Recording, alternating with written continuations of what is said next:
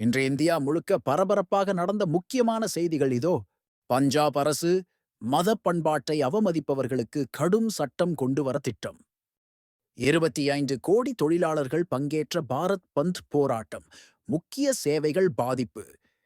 ராஜஸ்தானில் இந்திய விமானப்படையின் ஜாகுவார் போர் விமானம் விழுந்து 2 பைலட்டுகள் உயிரிழப்பு. ஹிமாச்சலில் கடும் வெள்ளம், 78 பேர் உயிரிழப்பு, பலர் மாயம்.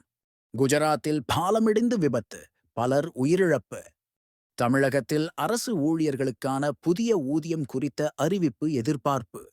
மத்திய அரசு புதிய மருந்து விலை கட்டுப்பாடு சட்டத்தை கொண்டுவர திட்டம். இஸ்ரோ அடுத்த சாண்ட்ரயான் 4 திட்டத்துக்கான டெஸ்ட் வெற்றிகரமாக முடிந்தது. இந்த அனைத்து செய்திகள் பற்றிய முழுமையான விவரங்களை தெரிந்து கொள்ள இப்போதே எங்கள் மார்க்கெட் மசாலா ஹப் யூடியூப் சேனலை பார்வையுங்கள்.